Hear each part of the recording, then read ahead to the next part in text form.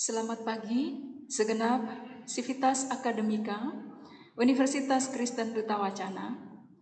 Selamat berjumpa kembali dalam ibadah Senin 26 Oktober 2020. Perkenankan saya akan membacakan Warta Wacana untuk beberapa hal yang menjadi berita.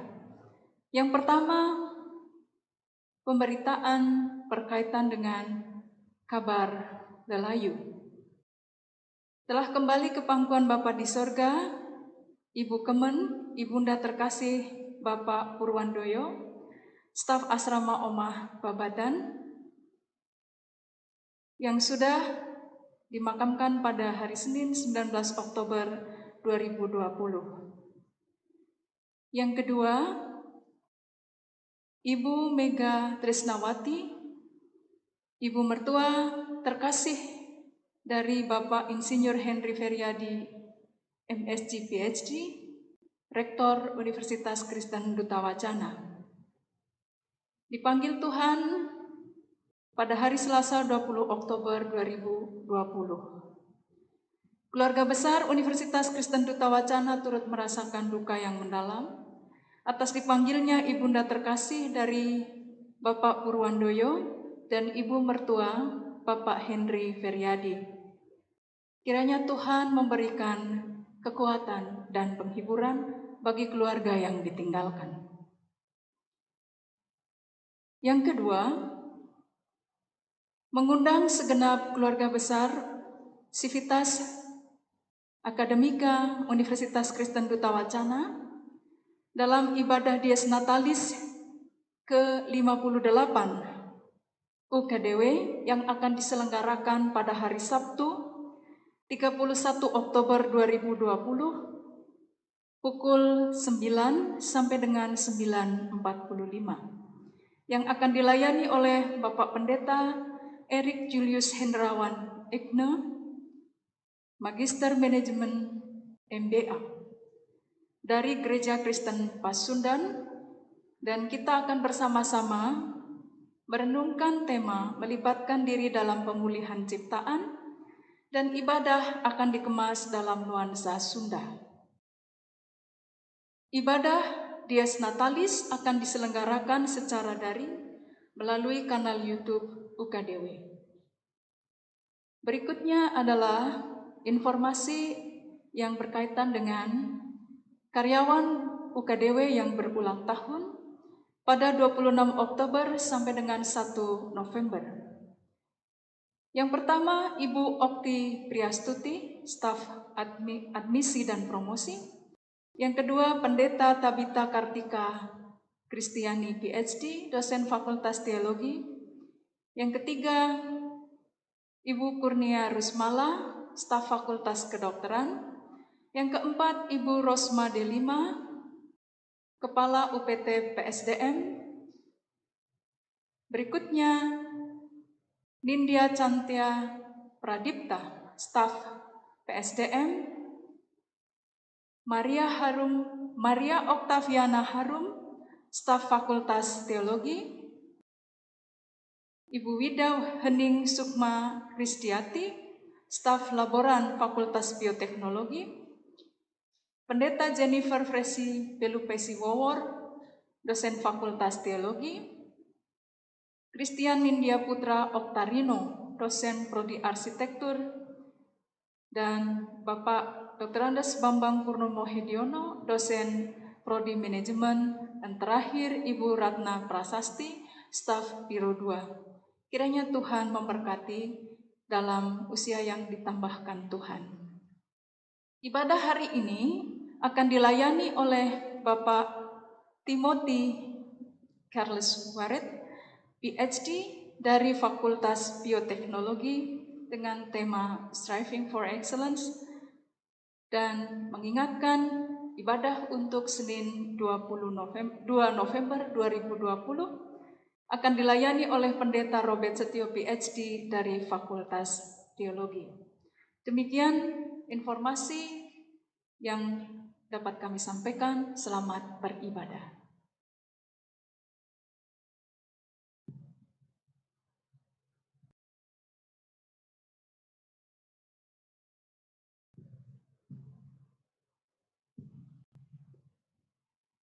Selayang pandang ke gunung-gunung, mencari pertolonganmu. Goyah kakiku mencarimu. Engkau menjaga, menaungiku, kini sampai selamanya. Mari kita bersama-sama mendaraskan Mazmur. Umat akan dipersilahkan untuk turut menyanyikan bagian refrein, dan saya sebagai liturgos akan menyanyikan dan memujikan baitnya yang pertama, kedua, ketiga, dan keempat.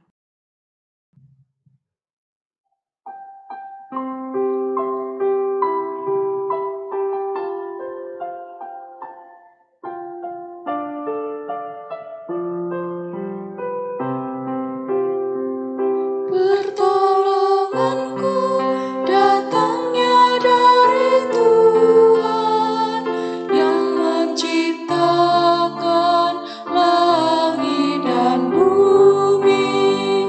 Pertolonganku datangnya dari Tuhan yang menciptakan langit dan bumi. Melayangkan mataku ke gunung-gunung, dari manakah datangnya pertolonganku? Pertolonganku ialah dari Tuhan yang ciptakan langit dan bumi. Pertolonganku datangnya dari Tuhan yang menciptakan langit dan bumi. Pertolonganku datangnya dari Tuhan yang menciptakan langit dan bumi. Ia takkan membiarkan kakimu goyah, sungguh tidaklah terlelap penjagamu. Ia takkan terlelap, tak tertidur sang penjaga umat Israel. Pertolonganku datangnya dari Tuhan yang menciptakan langit dan bumi. Pertolonganku datangnya dari Tuhan yang menciptakan langit dan bumi. Tuhan penjagamu dan Tuhan naunganmu, naunganmu di sebelah tangan kananmu. Mentari tak menyakitimu waktu siang, atau bulan di waktu malam. Pertolonganku datangnya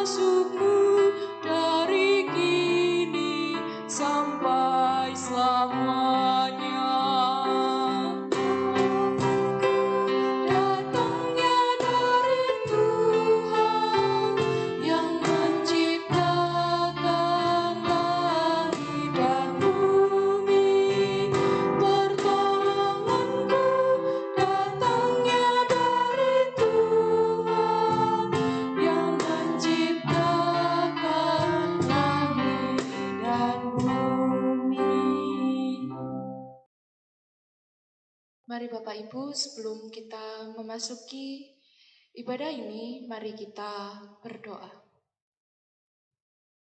Allah Bapa yang baik, kami mengucap syukur Tuhan, Kau telah mengumpulkan kami kembali secara virtual untuk bersama-sama memuji, memuliakan nama-Mu, serta juga mendengarkan firman-Mu.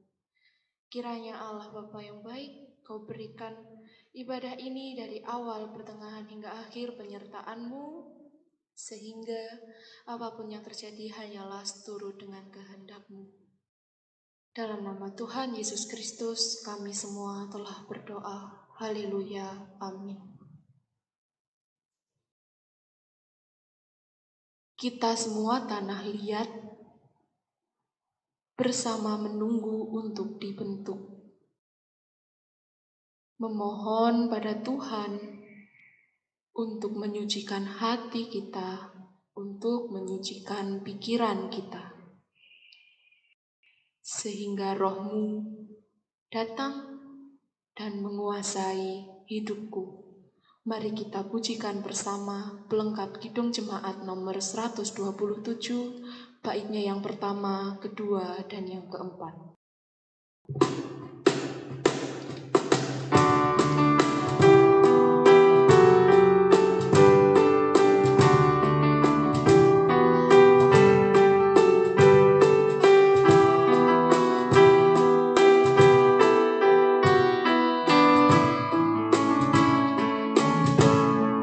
Jadilah Tuhan kehendak-Mu,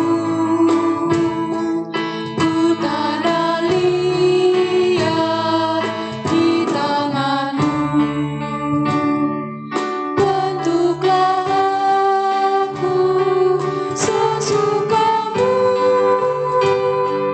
aku nantikan sentuhan-Mu. Jadilah Tuhan kehendak-Mu, sucikan hati pikiran-Mu. Tiliklah aku dan ujilah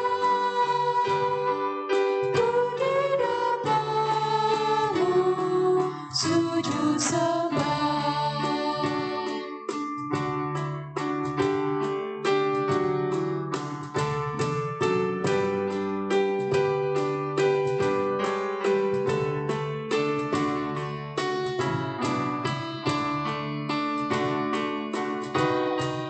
Jadilah Tuhan kehendak-Mu,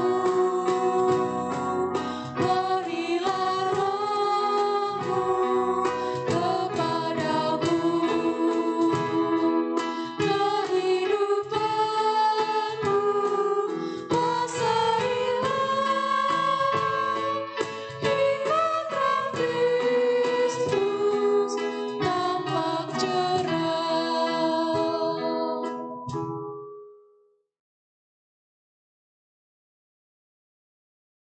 Pembacaan firman Tuhan terambil dari Kitab Imamat pasal 25 ayatnya yang pertama sampai 19. Kitab Imamat pasal 25 ayat yang pertama sampai dengan ayatnya 19.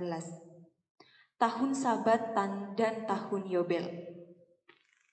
Tuhan berbicara kepada Musa di Gunung Sinai.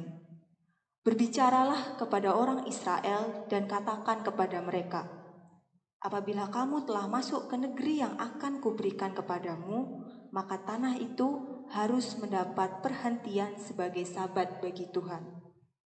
6 tahun lamanya engkau harus menaburi ladangmu, dan 6 tahun lamanya engkau harus merantingi kebun anggurmu dan mengumpulkan hasil tanah itu.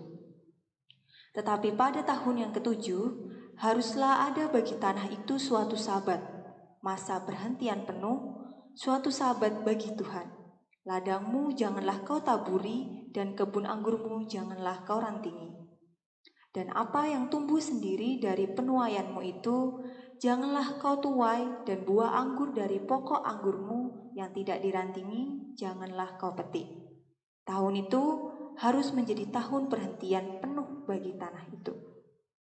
Hasil tanah selama Sabat itu haruslah menjadi makanan bagimu, yakni bagi dirimu sendiri, bagi budakmu laki-laki, bagi budakmu perempuan, bagi orang upahan, dan bagi orang asing di antaramu yang semuanya tinggal padamu. Juga bagi ternakmu dan bagi binatang liar yang ada di tanahmu, segala hasil tanah itu menjadi makanannya. Selanjutnya engkau harus menghitung 7 tahun Sabat, yakni 7 kali 7 tahun, sehingga masa 7 tahun Sabat itu sama dengan 49 tahun. Lalu engkau harus memperdengarkan bunyi sangkakala di mana-mana dalam bulan yang ke-7 pada tanggal 10 bulan itu. Pada hari raya pendamaian, kamu harus memperdengarkan bunyi sangkakala itu di mana-mana di seluruh negerimu. Kamu harus menguduskan tahun yang ke-50 dan memaklumkan kebebasan di negeri itu bagi segenap penduduknya. Itu harus menjadi tahun Yobel bagimu, dan kamu harus masing-masing pulang ke tanah miliknya dan kepada kaumnya. Tahun yang ke-50 itu harus menjadi tahun Yobel bagimu. Jangan kau menabur, dan apa yang tumbuh sendiri di dalam tahun itu jangan kamu tuai. Dan pokok anggur yang tidak dirantingi jangan kamu petik buahnya. Karena tahun itu adalah tahun Yobel, haruslah itu kudus bagimu. Hasil tahun itu yang hendak kamu makan harus diambil dari ladang. Dalam tahun Yobel itu, kamu harus masing-masing pulang ke tanah miliknya. Apabila kamu menjual sesuatu kepada sesamamu atau membeli daripadanya, janganlah kamu merugikan satu sama lain. Apabila engkau membeli dari sesamamu, haruslah menurut jumlah tahun sesudah tahun Yobel. Dan apabila ia menjual kepadamu, haruslah menurut jumlah tahun panen. Makin besar jumlah tahun itu, makin besarlah pembeliannya. Dan makin kecil jumlah tahun itu, makin kecillah pembeliannya. Karena jumlah panenlah yang dijualnya kepadamu. Janganlah kamu merugikan satu sama lain, tetapi engkau harus takut akan Allahmu, sebab akulah Tuhan Allahmu. Demikianlah kamu harus melakukan ketetapanku dan tetap berpegang pada peraturanku serta melakukannya. Maka kamu akan diam di tanahmu dengan aman tentram. Tanah itu akan memberi hasilnya dan kamu akan makan sampai kenyang dan diam di sana dengan aman tentram. Oke. Mari kita berdoa. Ya Bapa kami bersyukur kepada Engkau atas firman-Mu yang mengajar kami dan memberikan kami gaya hidup yang sesuai dengan kehendak-Mu. Urapilah kami sekarang dengan Roh-Mu biar kami dapat memahami dan menaati segalanya yang Engkau katakan hari ini dalam firman-Mu. Kami berdoa dalam nama Yesus. Amin. Oke, terima kasih saudara-saudara. Tema yang kita akan membahas hari ini, bumiku, bumimu, bumi kita, muncul dari nilai kedutwacanaan, striving for excellence, atau melakukan yang terbaik. Tapi sebelum kita membahas firman, saya mau ajak saudara merenungkan 2 pertanyaan. Bagaimana perasaanmu dengan istilah itu? Striving for excellence, yang juga bisa diterjemahkan sebagai berjuang untuk memperoleh yang terbaik, atau bahkan mengejar kesempurnaan. Bagaimana perasaan? Apakah semangat? Merasa sanggup? Tak gelisah? Bimbang? Bahkan ada tekanan? Dan what does it cost to pursue excellence? Apa yang perlu dibayar untuk mengejar yang terbaik? Kalau kita berjuang untuk memperoleh yang terbaik, apakah berarti kita akan mengorbankan orang-orang yang lain, bahkan mengorbankan lingkungan? Jika kita melihat dunia ini, seringkali perjuangan untuk sukses memang mengorbankan yang lain. Mungkin hal itu terjadi karena kita salah paham maksud striving for excellence. Kita berpikir, striving for excellence itu berarti berjuang untuk apa yang terbaik bagiku sendiri, dari pikiranku. Dan bukan berjuang untuk apa yang terbaik dari pandangan Tuhan dan sesuai dengan kehendaknya. Semisalnya, ada cukup banyak orang tua yang kerja keras untuk mencukupi kebutuhan keluarga. Dan hal ini dikerjakan penuh dengan kasih, penuh dengan tanggung jawab. Tetapi akibatnya adalah hubungan dengan anak-anak sendiri yang dikorbankan. Dan secara tidak langsung perkembangan anaknya dikorbankan juga. Atau mungkin ada mahasiswa yang mengejar nilai-nilai terbaik. Tapi karena itu mengabaikan teman-teman atau bersaing keras dengan mereka, bahkan sampai siap curang. Karena mengajar sesuatu untuk kepentingan diri sendiri. Nah, perikop yang kita baca hari ini memberi cara pandang berkaitan excellence yang sangat berbeda dengan pandangan dunia. Dari ayat 1, ini kita baca konteksnya. Tuhan berfirman kepada Musa di Gunung Sinai. Jadi dalam sejarah, bangsa Israel ini baru keluar dari tanah Mesir dan Tuhan sedang memberikan kepada mereka peraturan-peraturan Taurat. Sebelum kita membahasnya, akan sangat penting kalau kita memahami tujuan Tuhan itu apa dengan memberi peraturan-peraturan Taurat itu. Nah, ini penting. Peraturan Taurat itu bukan peraturan-peraturan yang harus ditaati untuk mendapatkan keselamatan atau menjadi layak diterima Allah. Tuhan sudah menyelamatkan mereka dari perbudakan di Mesir dan sudah memilih mereka sebagai umat pilihannya. Kita tahu dari Perjanjian Baru bahwa kebanyakan dari umat Israel itu salah paham hal itu. Dan karena itu mereka tidak dapat menerima keselamatan sejati yang dijanjikan Tuhan. Ini yang ditulis di Roma 9 ayat 31. Orang-orang Yahudi selalu berusaha menaati hukum supaya hubungan mereka dengan Allah menjadi baik kembali. Tetapi mereka justru tidak berhasil. Mengapa mereka tidak berhasil? Sebab mereka melakukan itu tidak melalui percaya kepada Allah, melainkan melalui usaha mereka sendiri. Jadi sekali lagi, peraturan Taurat itu bukan peraturan yang harus ditaati untuk memperoleh keselamatan, melainkan peraturan-peraturan Taurat itu seharusnya ditaati karena beberapa alasan. Antara lain, 1, ketaatan adalah tanda kasih. Penyembahan dan iman umat Israel kepada Tuhan yang sudah membebaskan mereka dari Mesir. Dan tanggapan itu seharusnya menjadi pola iman yang mempersiapkan mereka dan juga mempersiapkan kita untuk menerima keselamatan sejati yang diberikan melalui kepercayaan kepada Yesus yang membebaskan kita dari kuasa dosa dan maut. Di Yohanes 14, Yesus berkata ini, "Jika seseorang mengasihi aku, ia akan menuruti firman-Ku. Dan Bapa-Ku akan mengasihi dia, dan kami akan datang kepadanya, dan diam bersama-sama dengan dia.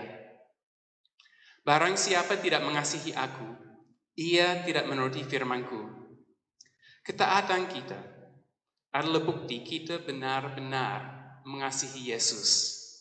Dan ketaatan itu memuliakan Tuhan. Selain itu juga ada peraturan yang membedakan umat pilihan Allah dari bangsa-bangsa yang lain. Dan juga ada peraturan-peraturan yang diberikan karena peraturan itu berguna bagi manusia dan bagi lingkungan alam secara umum. Dan kita melihat tiga-tiganya itu dalam pasal 25 imamah ini berkaitan dengan lingkungan dan juga dengan manusia. Jadi kalau kita melihat ayat 2-7, Tuhan menjelaskan bahwa setiap tahun ke-7 tanah itu harus mendapatkan perhentian sebagai sabat bagi Tuhan. Jadi sama seperti penduduk Israel itu setiap minggu ada hari Sabat untuk berhenti dari pekerjaan dan memuliakan Tuhan. Juga begitu untuk tanah, setiap tahun 7 tahun sekali. Perhentian itu menjadi baik untuk tanah sendiri, karena tanah di Israel rawan kena salinitas atau berlebihan garam kalau tanah diirigasi terus-menerus. Dan selain itu, dengan istirahat, beberapa masalah pertanian lain akan dicegah. Tetapi selain menjaga lingkungan, peraturan itu juga baik bagi manusia, terutama orang miskin dan orang asing. Pada tahun biasa, pemilik tanah itu ada hak untuk panen dari tanahnya dan ambil keseluruhan panen itu. Tetapi pada tahun Sabat, pemilik tanah itu tidak boleh panen. Malah setiap orang, dari orang miskin, dari orang asing, sampai milik tanah itu boleh ambil apa yang bertumbuh secara alami, tapi hanya sesuai dengan kebutuhan. Dan dengan ini ada kesetaraan antara semua orang. Dan orang miskin dan orang asing ada kesempatan untuk ambil lebih banyak daripada biasanya. Karena sebenarnya bahkan pada tahun biasa, ada peraturan yang menolong juga, di mana pemilik tanah itu hanya boleh panen sekali. Dan sisanya itu dikhususkan untuk orang miskin dan orang asing. Tetapi peraturan tahun Sabat bagi tanah itu juga baik bagi pemilik tanah. Karena mereka juga akan diciptakan ketergantungan pada Tuhan dan bukan pada harta sendiri. Nah, kalau kita melihat di ayat 8-13, tahun mendirikan peraturan tentang tahun Yobel. Jadi umatnya itu harus menghitung 7 kali tahun Sabat, lalu menguduskan tahun yang ke-50 itu sebagai tahun Yobel. Dan setiap orang masing-masing itu harus pulang ke tanah miliknya dan kaumnya. Dan ada beberapa peraturan khusus pada tahun itu. Mereka lagi harus memberi perhentian dan istirahat bagi tanah. Dan Tuhan berjanji Dia akan berkati tahun ke-6 supaya ada cukup selama tahun Sabat dan tahun Yobel itu. Juga kita melihat di ayat 14-17 dan 23-28 ada beberapa peraturan tentang penjualan tanah. Tanah itu boleh dijual, namun pada tahun Yobel semua tanah akan dikembalikan kepada pemilik aslinya. Harga jual itu ditentukan bersama dari jumlah tahun sampai tahun Yobel berikutnya. Dan ada tekanan ini pada ayat 14 dan 17. Janganlah kamu merugikan satu sama lain, tetapi engkau harus takut akan Allahmu, sebab akulah Tuhan Allahmu. Jadi dalam transaksi ini tidak boleh korupsi, tidak boleh memaksa, tidak boleh menipu atau merugikan.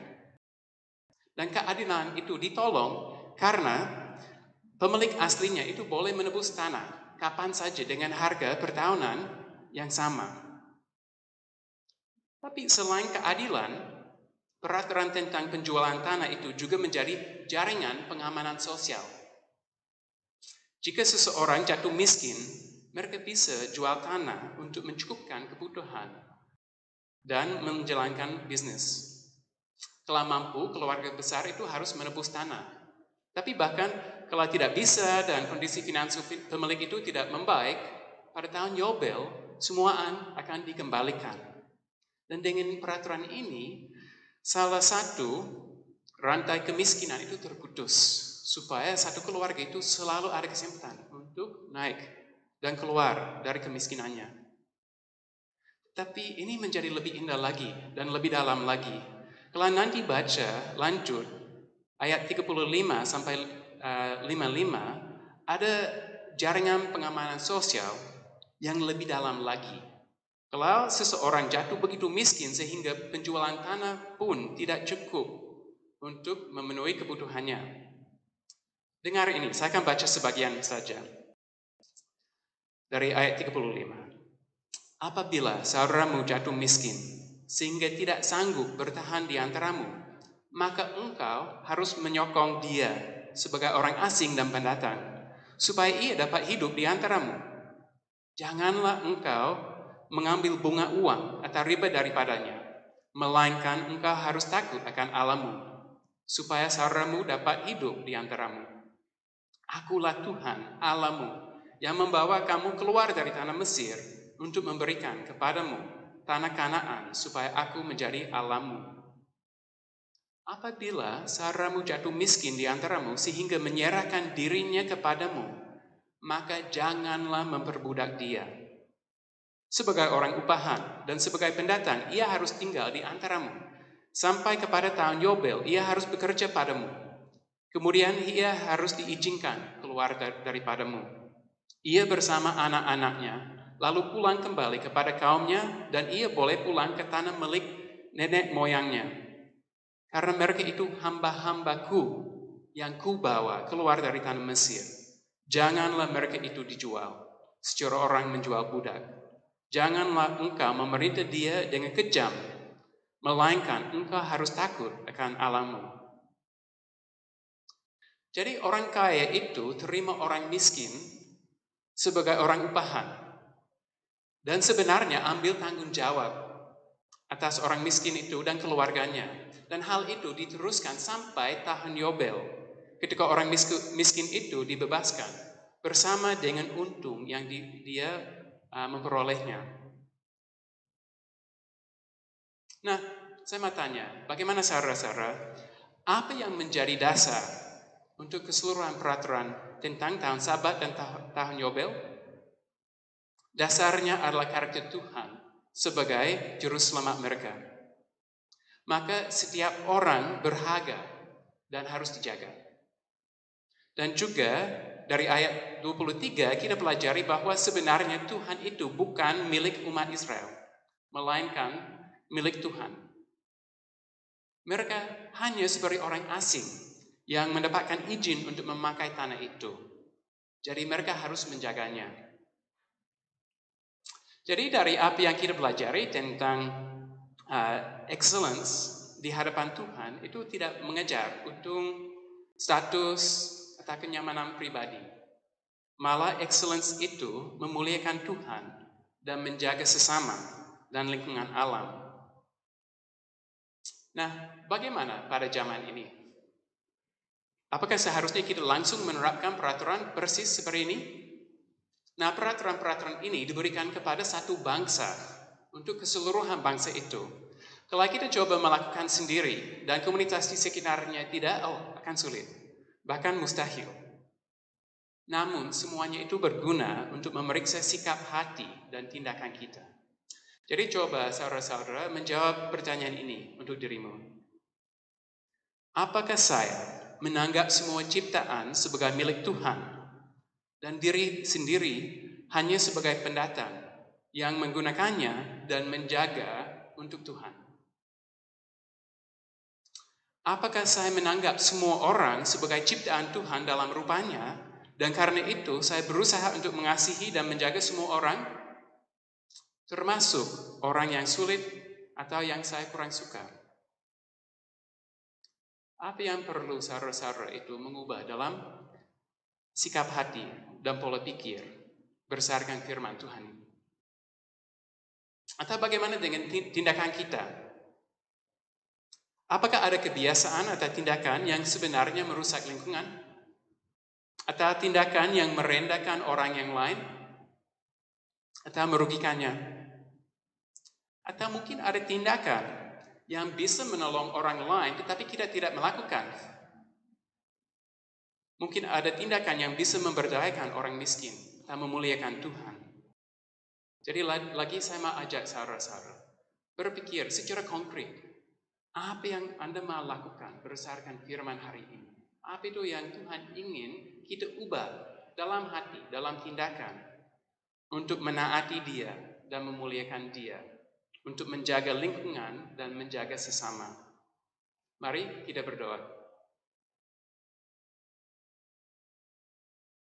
Tuhan, kita melihat kemuliaan-Mu, kasih-Mu, belas kasihan-Mu itu dalam firman hari ini. Dan kami sadari bahwa kami tidak sanggup menaati dan mengerjakan sendiri. Kami butuh kuasa dari Engkau, kami butuh Roh-Mu, supaya kami dapat memahami dan menaati. Tolong sertai kami dalam kesusahan hidup, dalam hubungan dengan sesama, supaya kami dapat mengampuni, kami dapat melayani, bahkan yang menjadi susah bagi kami. Kami juga bersama-sama saat ini ingin berdoa untuk keseluruhan sivitas UKDW. Kiranya Tuhan yang memberkati UKDW supaya kami dapat menjadi berkat bagimu, supaya apa saja yang kami lakukan itu dapat memuliakan Engkau. Kami juga serahkan kepada Engkau ibadah dan upacara Dies Natalis UKDW 58. Setiap mahasiswa yang sedang menjalankan UTS dan pembelajaran secara daring, kami juga memberikan kepada Engkau orang-orang yang berduka cita minggu ini. Kami membawa kepada Engkau Tuhan Bapak Purwandoyo dan keluarganya, Pak Henry Feryadi dan Ibu Yevi dan keluarganya. Tolong sertai mereka, memberi penghiburan kepada mereka, supaya mereka di tengah duka cita masih dapat mengatakan Engkau yang baik, dan mereka mengalami kasih-Mu kepadanya. Kami juga berdoa untuk setiap orang yang hari ulang tahun minggu ini, dan kami terus-menerus berdoa untuk UKDW, untuk keseluruhan bangsa dan rakyat Indonesia di tengah COVID ini. Berikan kepada kami kesempatan untuk melayani, untuk mengasihi, dan peduli kepada sesama. Semua ini kami berdoa dalam nama Tuhan Yesus bagi kemuliaan Bapa kami. Amin.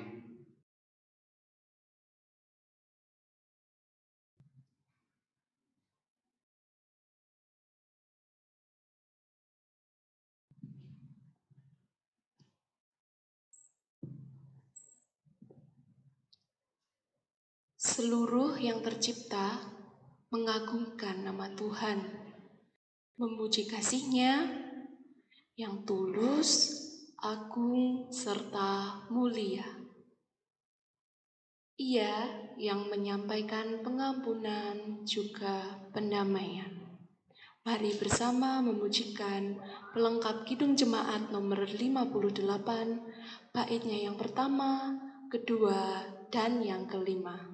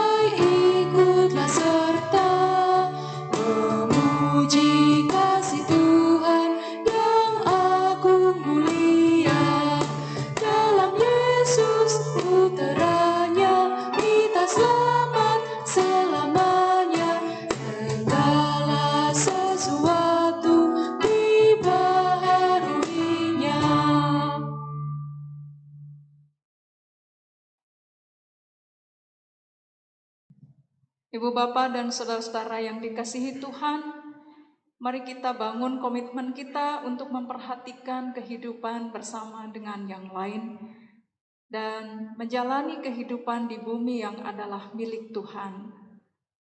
Jalanilah hidup saudara, arahkan hati saudara, dan terimalah berkat-Nya. Kiranya kasih karunia dan damai sejahtera dari Allah Bapa, Putra, dan Roh Kudus senantiasa menyertai kehidupan saudara kini dan sampai selamanya. Amin.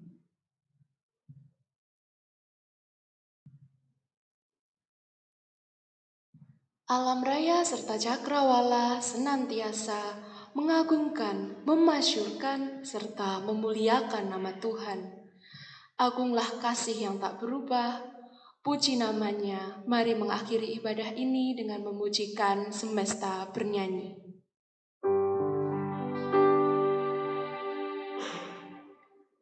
Alam raya menyanyikan kemuliaannya, cakrawala memasyurkan karya tangannya.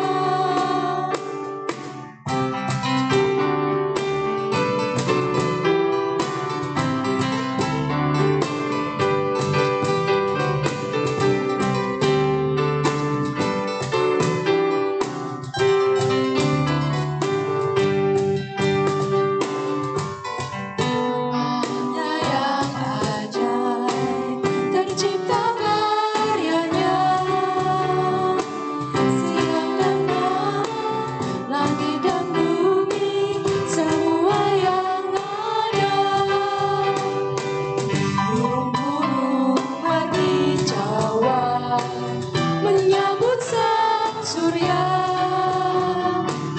bunga bermekaran, alam riang-riang memuji namanya. Semesta bernyanyi karena kasih-Nya, tak berubah sampai selamanya. Puji agungkan namanya, hanya Tuhanlah yang layak untuk dipuji, hanya Tuhanlah yang layak untuk dipuji.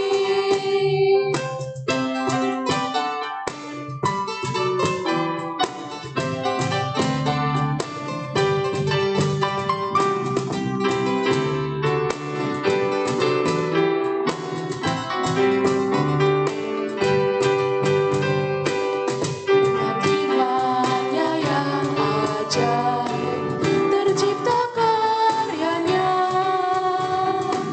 siang dan malam, langit dan bumi, semua yang ada. Burung-burung berkicauan menyambut sang surya, bunga bermekaran, alam riang-riang memuji namanya.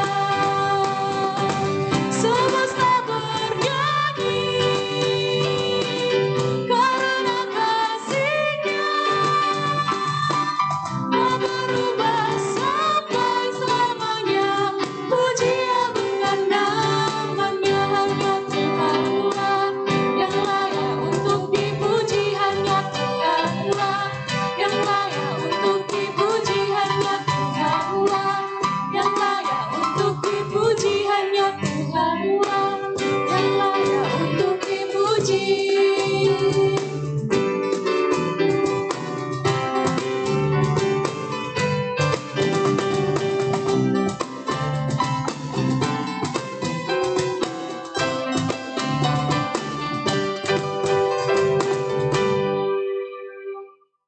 Ibadah pada hari Senin 26 Oktober 2020 telah selesai. Mari bergabung bersama kami kembali pada Senin depan tanggal 2 November 2020 pukul 8 pagi waktu Indonesia Barat di channel YouTube UKDW Yogyakarta dalam tema Kesederhanaan yang Membawa Kebahagiaan. Akan dilayani oleh Pendeta Robert Setio PhD, salah satu dosen Fakultas Teologi. Selamat hari Senin, selamat beraktivitas. Tuhan Yesus memberkati.